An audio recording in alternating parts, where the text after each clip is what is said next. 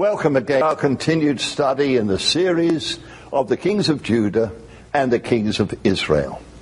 The time of the divided monarchy that appeared because of the sins of Solomon. And God said, at the end of his reign, he said, I am going to divide the kingdom into two parts because of your sinfulness.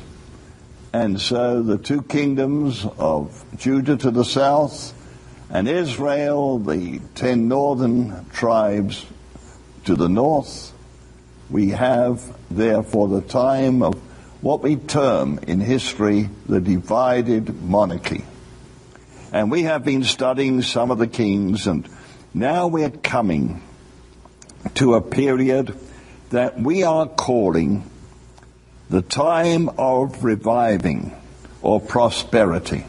There were cycles, of course, in the history of the divided monarchy, and this particular cycle is the time of reviving. And to give us a background, we were speaking of the time of wrong alliances before. Jehoshaphat, the righteous king, making a wrong alliance, and he made a wrong alliance with Ahab. Consequences that his son married the daughter of Ahab, and she corrupted the kingdom of Judah. Well, after the death of her son Ahaziah, she reigned for 6 years and utterly filled the land with idols. And she thought that she had destroyed the whole of the royal seed. But God always has a remnant, a righteous remnant, a holy remnant, a pure remnant. And this was headed by the high priest Jehoiada. And his wife was indeed the sister of Ahaziah. And there was a little baby by the name of Joash. And Jehoiada's wife took this little baby and hid him. He was of the royal seed. His name was Joash. And as we've said before, Athaliah reigned for 6 years. And the little boy had been taken at the age of 1 by Jehoiada's wife, hidden away. And now, at the age of 7, Jehoiada, his spirit stirred up by God, gathers the faithful captains of Israel and says, I am going to introduce to you the true king of Judah. And he brought forth this little boy to the temple, the age of 7. And everybody shouted, God save the king. That incidentally is the theme of the national anthem of the United Kingdom. God save the king. God save the king. And all the people shouted, God save the king. And there was great rejoicing as they put a little crown upon the head of this little boy of 7 years of age. Athaliah, hearing the noise, comes running down and looks and cries out, treason, treason. The high priest gives the commandment to the captains, take her out. Slay her not in the temple of God, lest it pollute the temple, but slay her at the horse's gate. And there, like her mother, Jezebel, she was slain, by the people. And, her bones and her blood were scattered all over the pathway there. Well, now we have this little boy. Well, this little boy, Joash, grows up under the tutelage of the high priest. See? But we have entitled his reign as the one who could not stand alone. One who could not stand alone. And the rationale for that little title is this: as long as the high priest Jehoiada lived, and Joash was under his tutelage, Joash walked in the ways of God.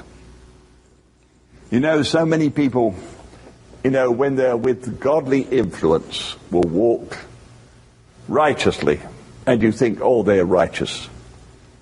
But as soon as that influence changes, then their true character is revealed. Well, he starts off his reign after a few years with a commandment to repair the temple. And the temple is repaired, it's cleansed from all its idolatry. But then Jehoiada, who lived to about 120 years of age, he dies. And now Joash is, as it were, all alone. And the princes who had been under the influence of the queen, previous queen Athaliah, now come to the king and say, look, let's go back to the old ways. Let's go back into idolatry and so forth. And the king hearkened to them. And the result was the whole kingdom was turned back into the ways of the house of Ahab, the ways of Israel. Well, God raises up a prophet by the name of Zechariah. And Zechariah, as the son of Jehoiada, rebukes the king. Rebukes the king. And Joash gives the order to stone him to death. And it said of him that he remembered not the kindness of Jehoiada. Well, there we are.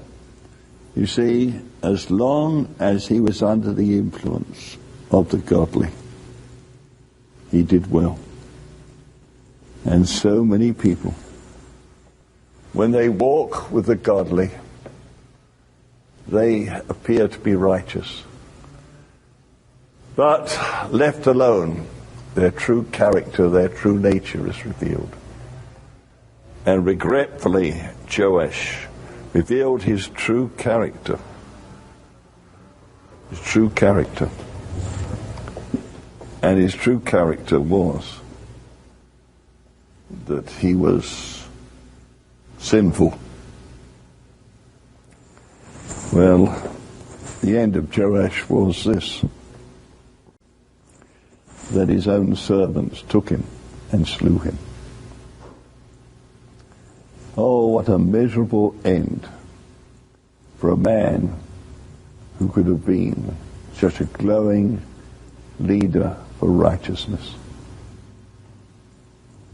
And so there again, we have an awesome warning. You know, he that walketh with the wise shall be wise. The companion of fools shall be destroyed. Now we come to his successor, his son. And regretfully, we don't have a good title for him.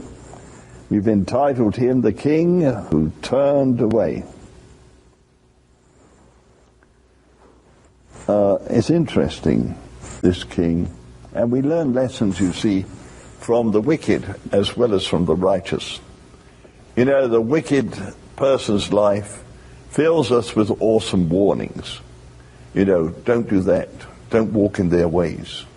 The righteous, you know, are like a trumpet. You know, this is the way to walk. But we learn from both. And we learn an awesome lesson from this new king, Amaziah. And we're told that at the beginning, he started well.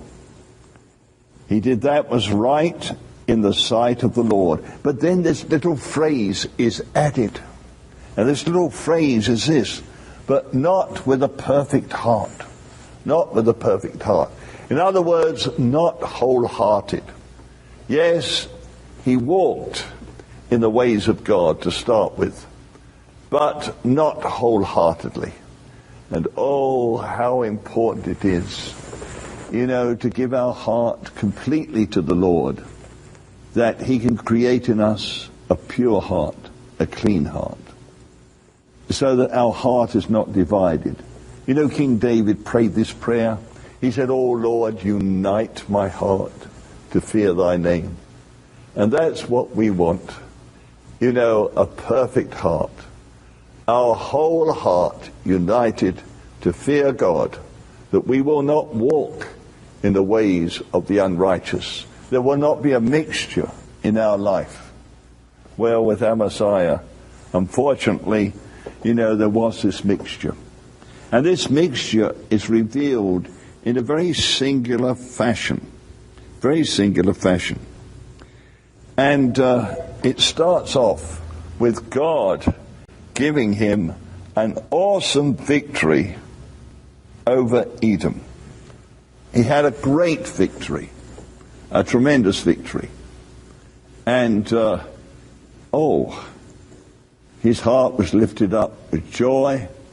But the extraordinary thing about Amaziah, this is the heart that's not perfect, that's not whole with God.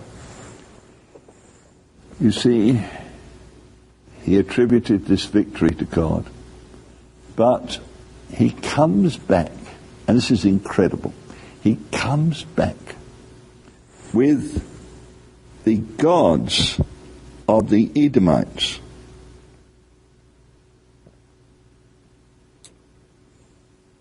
Now, he has won this great victory,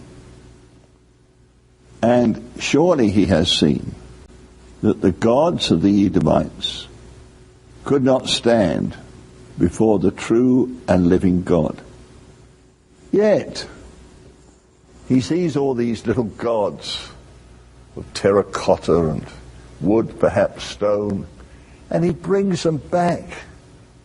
These gods that could not stand against the true and living God, Amaziah brings them back into the land of Israel, and he starts to worship them.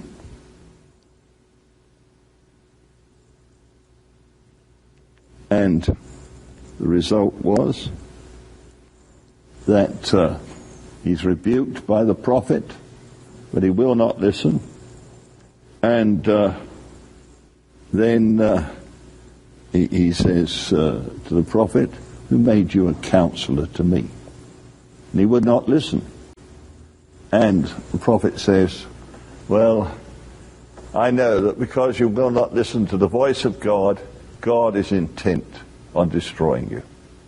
And here is another lesson that we've got to be very careful of. God can speak to us, but it depends on our heart whether or not we are going to listen to God.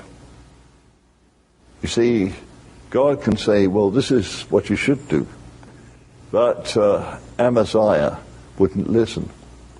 And the prophet said, "Well, because you will not listen, then we know that God has the intention of destroying you." And we've got to watch this heart of ours. Oh God, give me a heart that's obedient, a heart that will listen, a heart that will walk in your ways. And when you say, "Do this," I will do it. See, it's God who gives us such a heart. Well, the result was that afterwards his own servants formed a conspiracy against him and killed him. It's amazing how God raises up people to slay the wicked. Now then, he had a son who was a very wonderful man. His name was Uzziah. But regretfully, we've had to give him the title of the presumptuous king. Now then, let us look at the picture of the kingdoms of Judah and Israel. They were quite impoverished at this time because of the wickedness of their kings. And God now raises up two kings, Uzziah, king of Judah, and Jeroboam the second, king of Israel.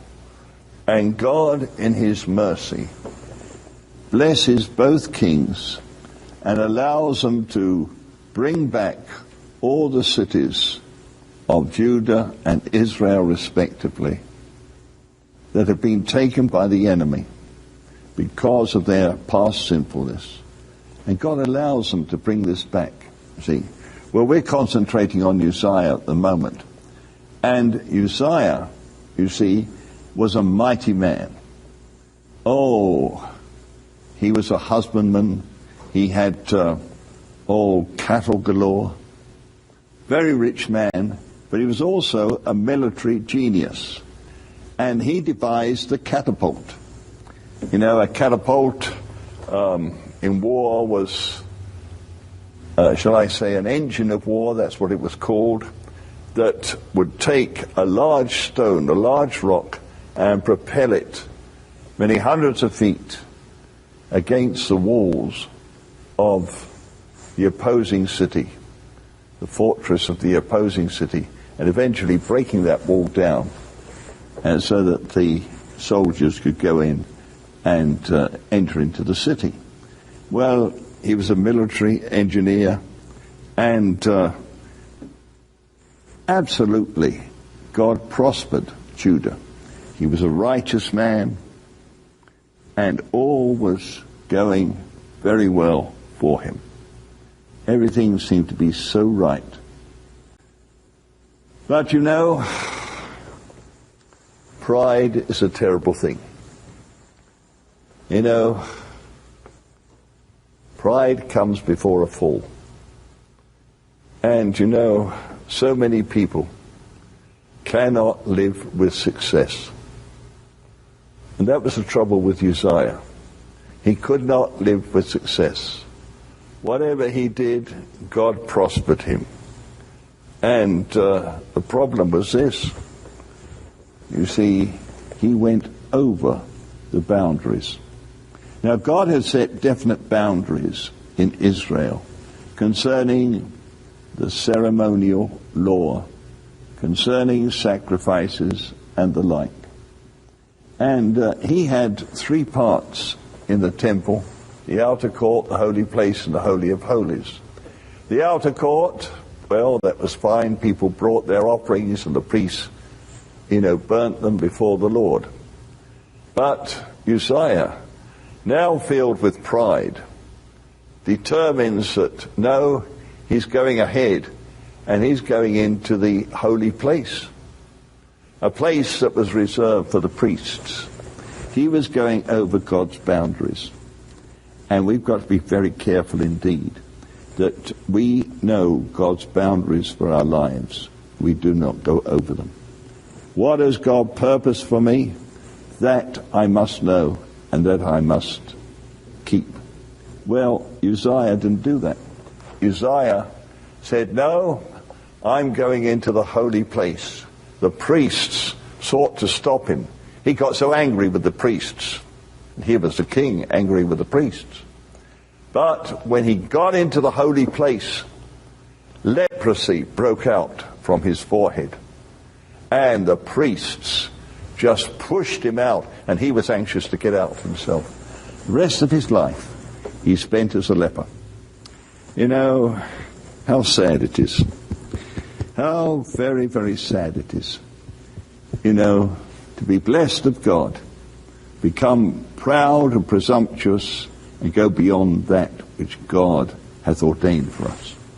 And we've got to be careful of these things. Well, we come now to a man that I think, is a very good man. Jotham, he co-reigned with his father because his father was a leper and he had to be put away in a house by himself. And so Jotham co-reigned with his father. But, Uzziah, when he died, the prophet Isaiah went into the temple. Here is this great man who has brought such prosperity and land back to Judah. And the whole country is looking at him as their savior, even though he's a leper. But when he died, Isaiah came into the temple, with the thought of, what should we do? We've just a young man on the throne. We lost our mighty warrior. And God gave him a vision of the throne of God above the temple. And here the thought was, as the cherubims are around saying, holy, holy, holy, God gives the assurance to Isaiah the prophet that in reality it is the Lord who is the King of Israel, the King of Judah, and it is he who looks after the country. And we've got to take our eyes off men and say, well, a certain man was leading us, he did well, and so forth, he's gone, what should we do? No, it's the Lord who reigns over the nations of this world. And we've got to come to the place like Isaiah did, whereby we realize, yes, our leader is dead, but praise God, the King of Israel still rules. Well, we come to the last king in this series of, the ones who brought prosperity, and it was Jotham.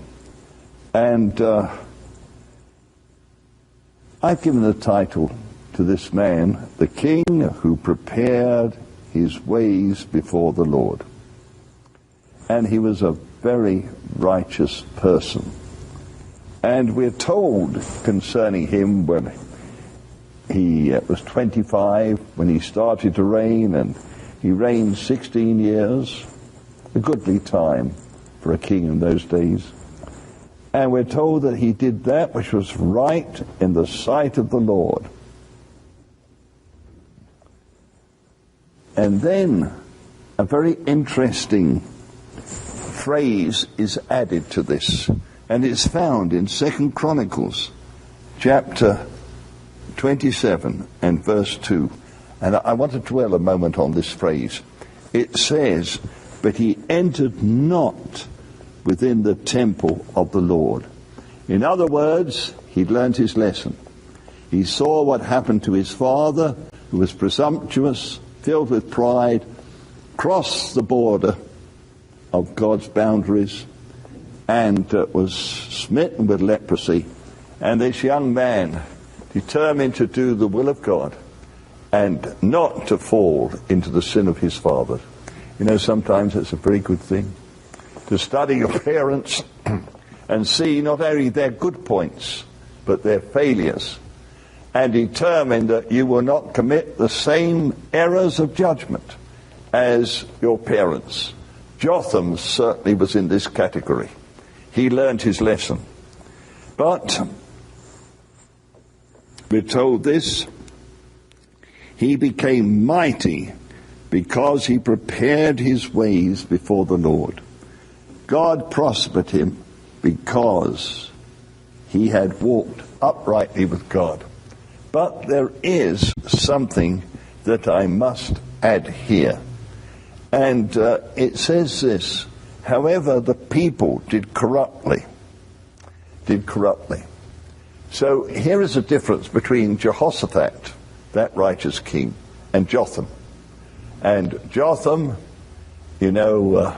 preserved his way through not making the errors of judgment that his father had done, or wrong alliances like Jehoshaphat. But there was a difference between the two. Jehoshaphat was a real leader. Not only did he prepare his way before the Lord, but he brought the nation with him. It seems that Jotham was not a strong leader. And although his life was exemplary, he did not do what a leader should do, and that is to bring the people with him. And that is a truth that we have to understand. God, speaking of Abraham, said this: "He shall command his household after him." And we want to be strong leaders in that we command our children. You know, our children will make the right decisions that we have made. You know, we want to carry people with us. That is the purpose of leadership. It's not only to be right yourself, but it is to have the strength whereby we can carry people with us. And God grant that we not only be righteous, but we be strong leaders, and that we command our household, our wife, our children, to walk in the paths of righteousness. Jotham apparently could not do this. A righteous man, he avoided the errors of his forefathers, but the people still did corruptly. In other words, Jotham did not have the strength to indeed bring the people into the pathway of righteousness. And there is a solemn lesson that we must learn. Not only to be righteous, but to be leaders that bring others into the pathway of righteousness, and especially our immediate family, because that's the condition whereby God blessed Abraham. And that's a condition whereby he'll bless you too. God bless you.